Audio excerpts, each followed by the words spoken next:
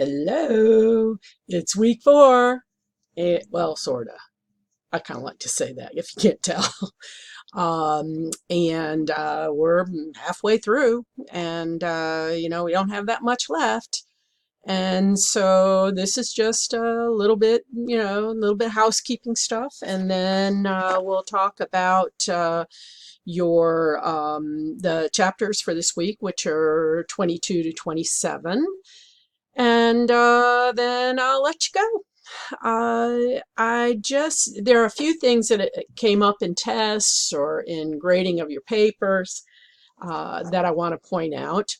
I also want to tell you where I stand as far as grading goes. I am a little behind. I'm teaching you all as well as a section of persuasion online, and I'm having trouble keeping up with the grading. That's, part of being a professor, I know.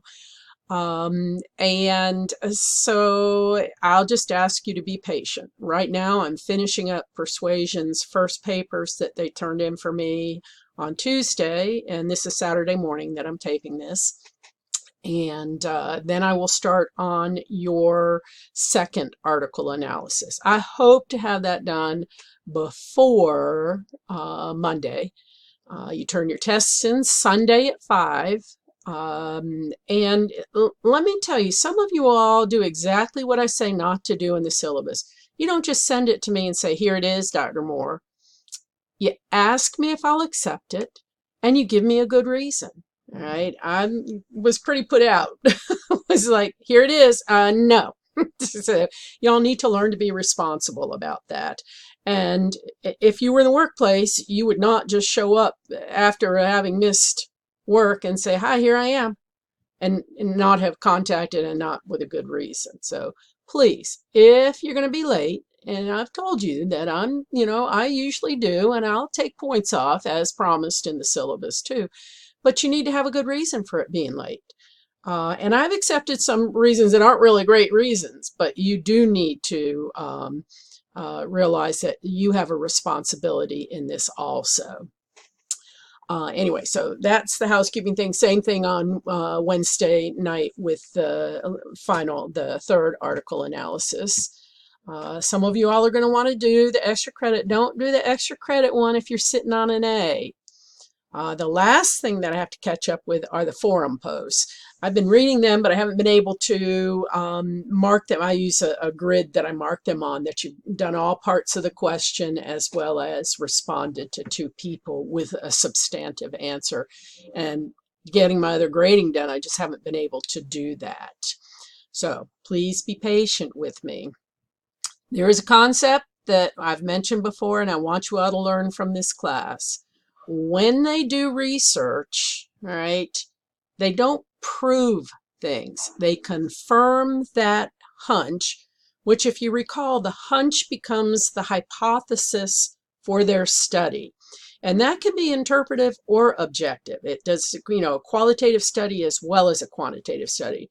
When somebody starts to run a study, they have that hunch, and that hunch gets turned into the hypothesis, and they're trying to confirm the hypothesis. All right, and that's a crucial thing to remember. A lot of y'all are using the word prove, and you'll see every time you use it, first time you use it in a paper, I'll circle it and say cross it out and say confirm, and then after that I'd usually just circle it. Don't use the word prove. Right, you're not proving anything because it's never 100%.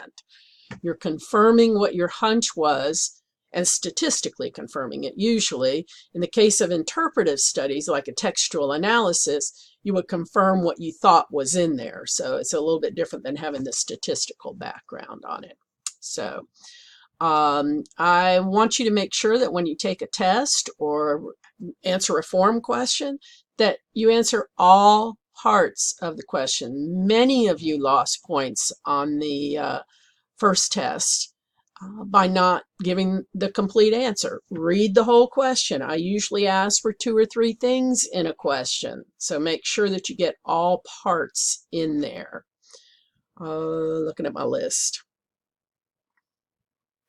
Oh, when you answer a question on a test, Don't use a hypothetical example or a fictional example like TV shows or in a book or that kind of thing. What I want you to do with this material that you're learning is to be able to apply it to real world situations, which is where the COM theories came from. So don't use a TV show. All right, that's not an example. That's a fictional example that somebody is acting out, right? Whatever it is that you're pointing out. So don't use that. Or hypothetical ones. If you're having trouble coming up with an example that you know of, you just let me know and I'll help you come discover something.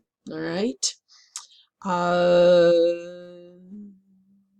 and then the final thing is that with the article analyses, please be sure it's a research study. A couple of y'all have been a little off target there.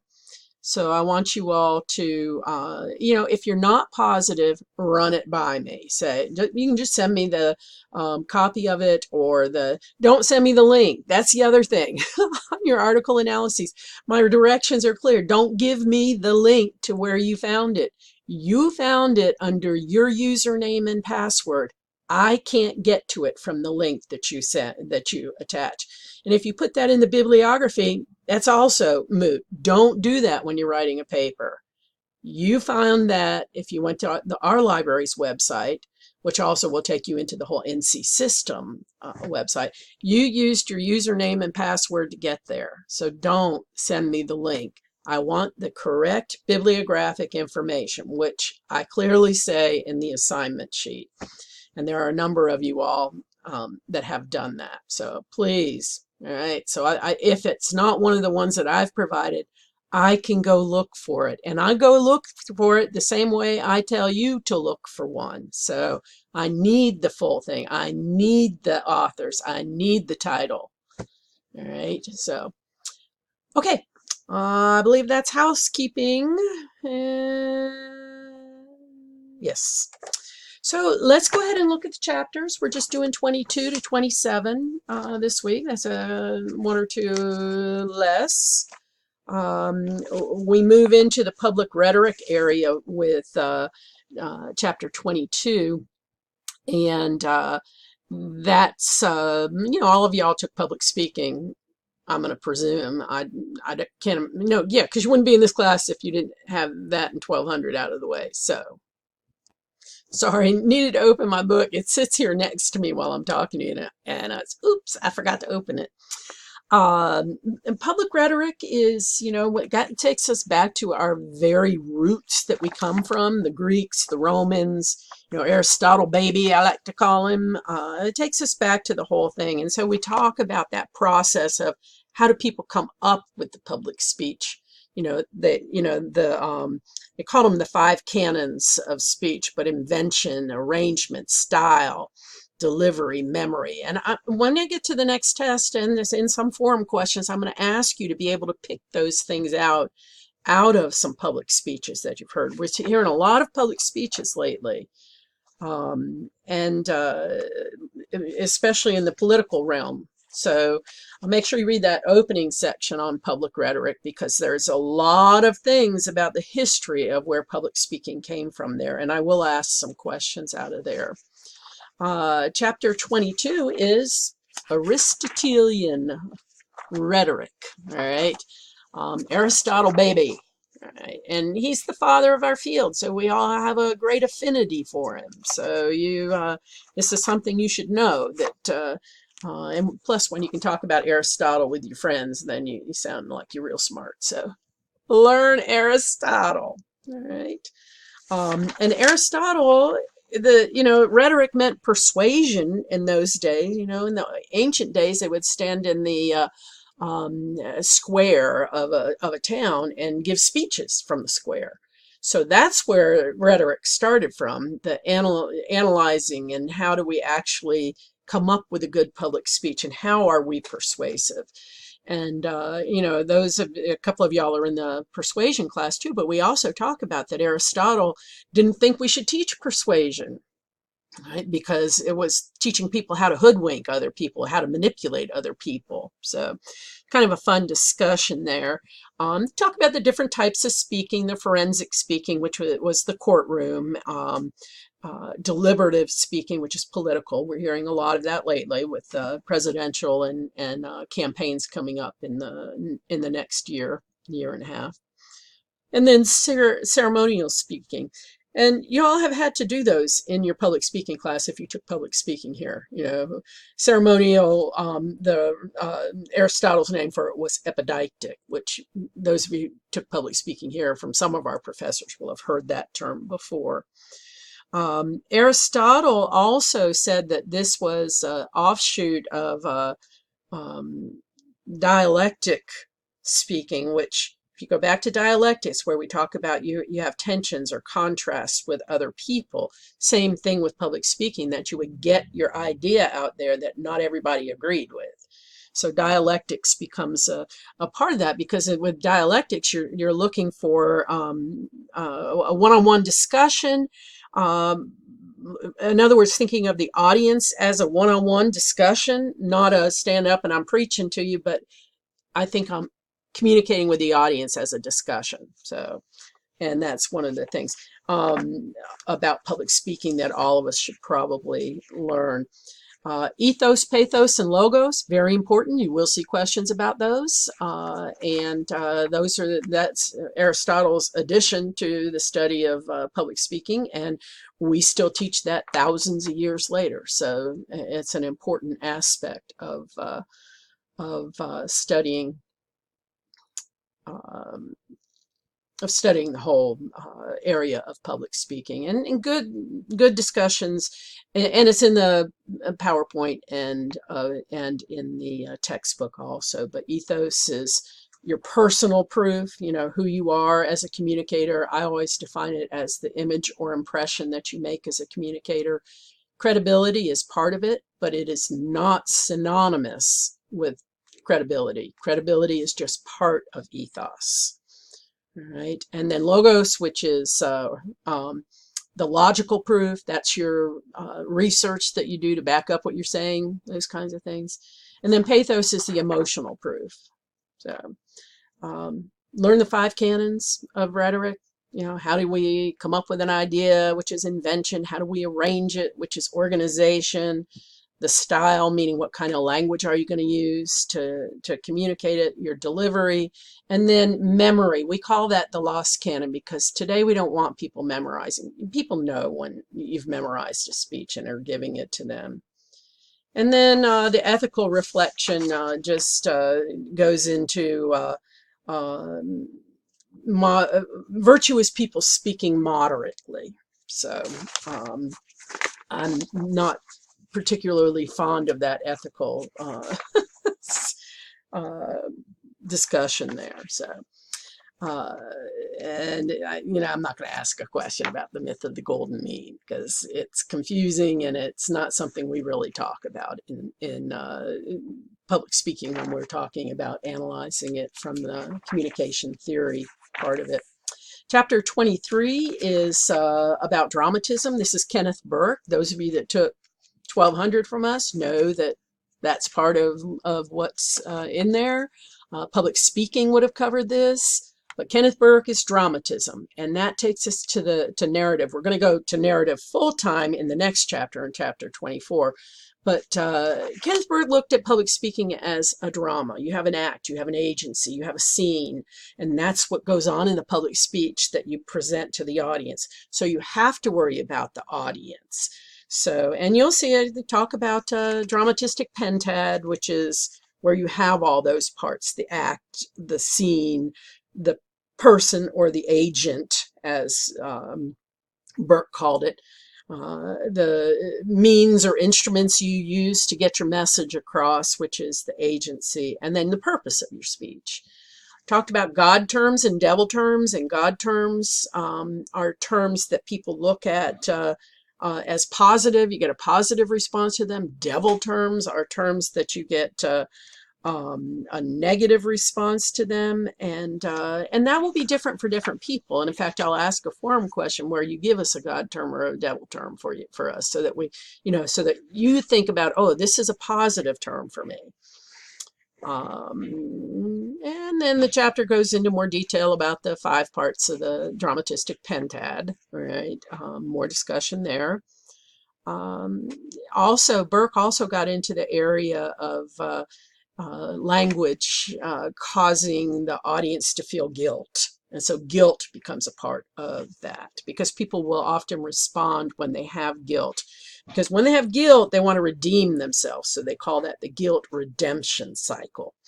We get into mortification and victimage there, which good discussion in the textbook about guilt causing people to be mortified, or to cause other people to be victims, or you become the victim as the speaker, or you become mortified as the speaker. So last part of Burke is that he tries to get, he's the one that brings in identification.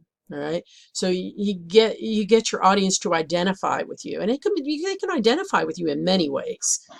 Who you are as a person, what your beliefs are, your position, all of those kinds of things. People can identify with you, and identification is important to get the audience to buy into what you're saying as a public speaker. So you want to do things that don't turn the people away from you. You want them to identify with you. Chapter 24 is the narrative paradigm of Walter Fisher. There are lots of details in this chapter, but the bottom line is that when you are public speaking, if you can use narrative to get your point across, right, the audience is going to stick with you. All right, because people like storytelling. What narrative paradigm refers to is the ability to storytell as part of what your public speech is. And we teach public speaking here at Appalachian from that standpoint, that you need to learn how to use narrative in your public speeches. People don't want to sit and listen to a whole bunch of statistics or facts or those kinds of things that you have found. They want to hear the stories behind that. And so Walter Fisher built a whole theory on this. Phatic communication, P-H-A-T-I-C, is a part of this. And what phatic communication is, that we often refer to it as small talk, but it's communication that takes place to maintain communication with other people. So small talk, keeping conversation going, instead of always having to give information. Right? So it's a concept of, as a public speaker, that you feel like you're carrying on a conversation with the audience, not reading a speech, not memorizing a speech, carrying on conversation with your audience. So that what Fisher said was that if people could do that, then the audience would take to what you were saying better. So, and that's an important part of public speaking, is learning to become a good phatic communicator with your audience. So Fisher really, it's tell a compelling story. No, it doesn't mean storytelling for no reason. It means that you use storytelling as part of the points that you're trying to make, not just up here and let me tell a story that does not apply to what I'm talking about. So. And also, don't forget that the rational aspects of use of narrative means it has to make sense, have to be coherent. The story has to hang together with whatever it is you're talking about, as it tells you in the textbook. And then it has to have some fidelity, narrative fidelity. Does the story ring true, and is it humane? Right? And those are important parts of it. So that's the section. There are just 3 chapters there on the public communication aspects. And then we move into media. A lot of you all are interested in how the media or mass communication plays a role. So this whole next little section is going to be, we're just going to do 3 chapters out of there today for this week. But mass media is extremely important. We talk about postmodernism, which is which is contemporary Western society, what we talk about now. And there are things there in that beginning section, make sure you read them. They list 6 of them about these are the things that media does to create our postmodern world. You know, we become tools of media. You know, it's just all kinds of good stuff there. So make sure you read that opening section to the mass communication and media area. Chapter 25 is about media ecology. And what this is it's using your media as a tool to extend the range and speed and the channels with which you get your message out there. So media is important. You're talking about communicating in a symbolic environment. You know, when you're on the radio or TV or social media or any number of places, you have to pay attention to the actual medium that you're using. Remember, the word media is plural. Medium is singular. So all of y'all had to study McLuhan. I'm not going to go into great detail there. You had that in 1200. All right. The medium is not the message. All right. I'm sorry. The medium is the message, is what McLuhan said. And therefore, whatever media you use becomes part of the message. So when I read a newspaper article, I'm going to respond differently to when I hear a news story on the radio or on TV. Media ecology, which is what this chapter is about, is a study of different personal and social environments that are created by using the different communication technologies, using the different media. So important to learn that, you know, think about it environmentally. What are we doing? What are we using? And then they take you, media ecology, McLuhan takes you through the tribal age and the age of literacy and the print age and the electronic age and the digital age. I have heard some people saying we're really in the 6th stage as the post-digital age now, but and there'll probably be stories about that. I love the ethical reflection here because there's a concept called the Faustian bargain. All right, so if you read Faustus, right, you know what that means is that we've made a deal with the devil, because Faustus made a deal with the devil. All right, in the story, in the classic story behind Faustus. So what Postman comes along and says, he thinks we made a deal with the devil by using that deal with the devil metaphor fits our use of technology. And I'll ask you a forum question about that, and I'll ask you a test question about that. Have we made a deal with the devil? How tied are you? How many of you can walk down the street and not be on your little computer called your cell phone? All right.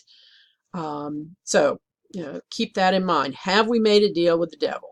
All right. What are the problems with using new technology? Are there problems with using technology? All right. Chapter 26 is about a theory that a lot of you all picked as one of your favorites, or a few of you picked it as one of your favorites when I asked you to choose the theory that you are most attuned to, things that you like best, and that's semiotics. That's Barthes. And semiotics deals with symbolism. All right, and what do we use? So the study of social production of meanings from signs and symbols. So it's important for you to realize that when we use media, we use that too. We use semiotics in all forms of communication theory, but he puts it here in these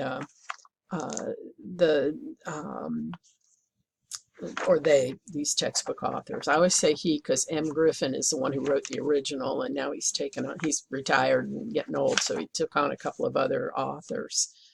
It's a study of social production of meaning from sign systems, the analysis of anything that can stand for anything else.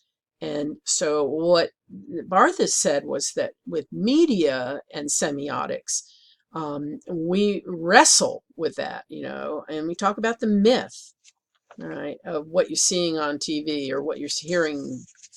You know, these are things that are become important. They give they give some examples in here they talked about the example they use is a yellow ribbon, and that's kind of outdated, but all it is, some of y'all probably have heard that old song about tie a yellow ribbon round the old oak tree. It was an old song, 30, 25, 30 years ago. But what happened was someone was in prison. I mean, there's a good discussion in the textbook. You'll see it. But someone was in prison. They wrote to their girlfriend and said, if you want me to come back to you, tie a ribbon around the old oak tree, yellow ribbon, and I will come back to you. All right. And so what happened with that is that when we started in some wars in the Middle East, that yellow ribbon became the sign of wanting our soldiers to come back to us, when originally it was about a guy in prison that was coming home to his girlfriend.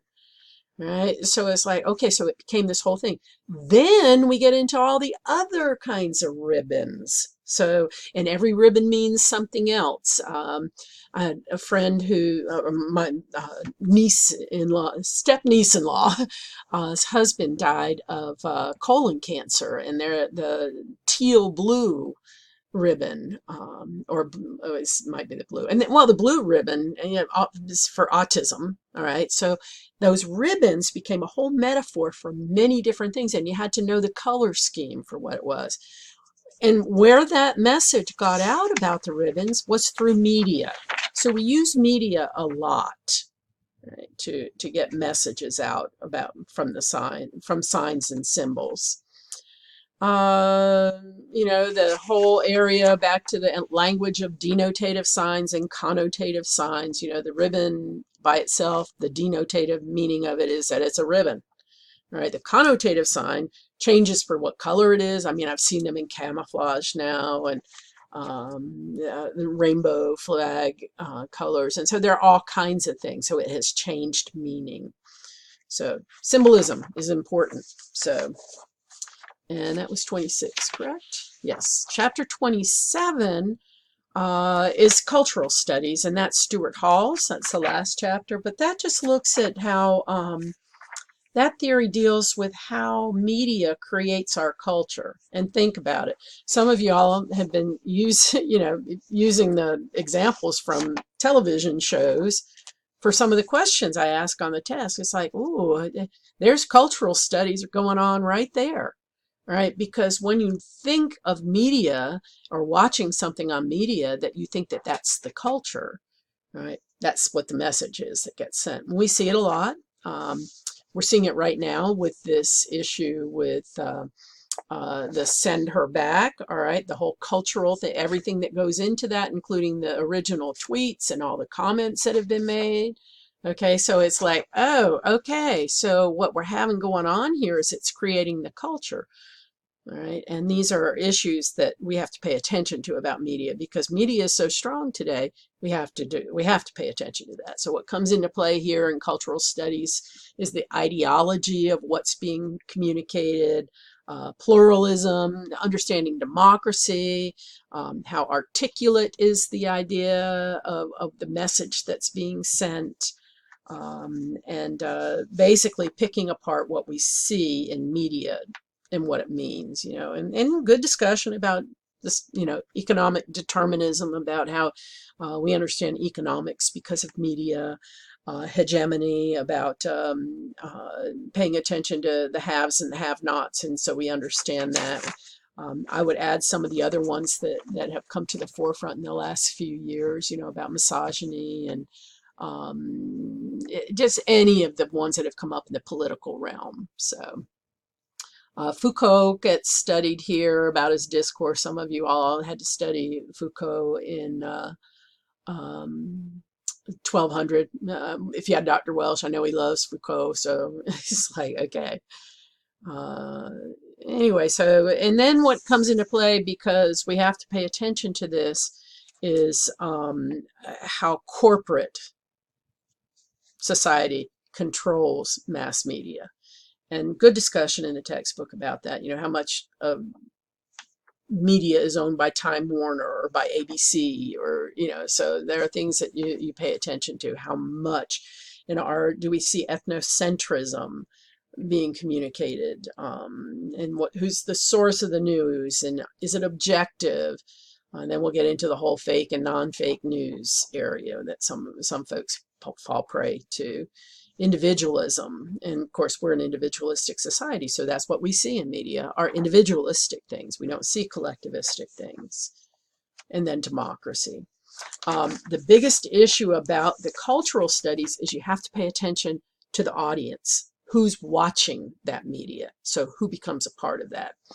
And it's discussed very well in the chapter, but it's also, I have more examples and things in the narrated PowerPoint. So anyway, those are the chapters for this week. And I hope y'all have a great week. Tests are due at 5 o'clock on Sunday. Last or third journal analysis is due Wednesday at midnight. Don't forget the times. Don't forget it needs to be loaded as a PDF. That was my mistake on the first test. For some reason I typed Word there. Duh, I don't know why. But you need to upload it as a PDF. Y'all have a great week, and I'll see you next week.